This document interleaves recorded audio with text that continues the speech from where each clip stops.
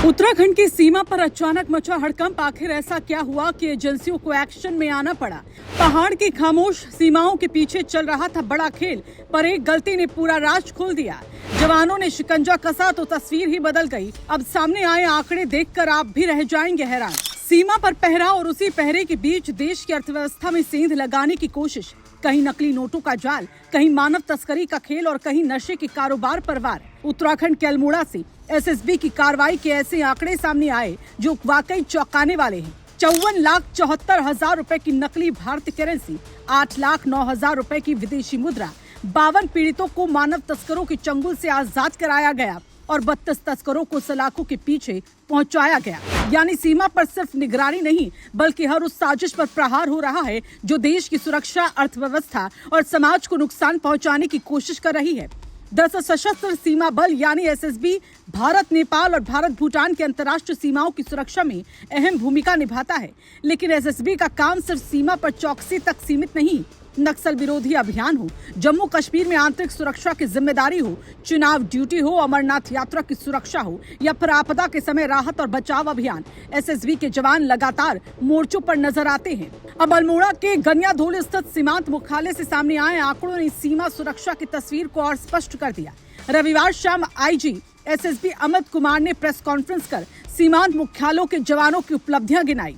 उन्होंने बताया कि भारत, नेपाल और भारत भूटान सीमा पर मानव तस्करी के 45 मामले दर्ज किए जा चुके हैं। इन मामलों में कार्रवाई करते हुए 32 मानव तस्करों को गिरफ्तार किया गया, जबकि 52 पीड़ितों को उनकी चंगुल से मुक्त कराया गया। सोचिए, सीमा के रास्तों का इस्तेमाल सिर्फ अवैध आवाजाही के लिए नहीं, बल्कि इंसानों की तस्करी जैसे गंभीर अपराध के लिए भी करने की कोशिश की जा रही थी। लेकिन एसएसबी की सतर्कता ने इन कोशिशों पर बड़ा प्रहार किया और कहानी यही खत्म नहीं होती। भारतीय अर्थव्यवस्था को कमजोर करने की कोशिश के खिलाफ भी एसएसबी ने बड़ी कार्रवाई की है। सीमांत मुख्यालय के जवानों ने 54,74,000 रुपए की नकली भारतीय करेंसी बरामद की है। इसके साथ ही 8,09,000 रुपए की विदेशी मुद्रा भी जब्त की गई। यानी एक तरफ सीमा पार से इंसानी तस्करी के नेटवर्क पर शिकंजा, तो दूसरी तरफ नकली नोटों के जरिए अर्थव्यवस्था में सेंध लगाने की कोशिश को नाकाम किया गया। आईजी के मुताबिक सीमांत मुख्यालय की ओर से 116 मामलों में कार्रवाई की गई। इस दौरान बड़ी मात्रा में भारतीय और विदेशी नकली मुद्रा बरामद की गई। इसके अलावा 136 तस्करों को गिरफ्तार किया गया और 41 किलो 870 ग्राम मादक पदार्थ भी जब्त किए गए। ये आंकड़े बताते हैं कि सीमा पर तैनात जवानों के सामने चुनौती कितनी बड़ी है। एक तरफ अंतर्राष्ट्रीय सीमा, दूसरी तरफ दुर्गम पहाड़, सीमित संसाधनों के बीच लगातार निगरानी और उसके साथ ही तस्करी, नशे और नकली करेंसी जैसे अपराधों से निपटने की जिम्मेदारी।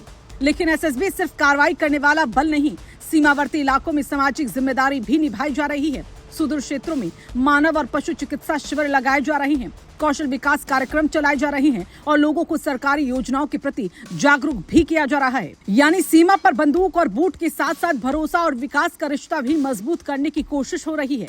नकली नोटों का नेटवर्क हो, नशे की खेप हो, मानव तस्करी का खेल हो या फिर देश की आंतरिक सुरक्षा से जुड़ी चुनौती, एसएसबी का दावा है कि हर मोर्चे पर कार्रवाई लगातार जारी है। अल्मोड़ा के गनियाधोली से सामने आई ये तस्वीर इसलिए भी अहम है क्योंकि पहाड़ की शांत दिखने वाली सीमाओं के पीछे सुरक्षा की चुनौती कितनी बड़ी है, इसका अंदाजा इन आंकड़ों से लगाया जा सकता है।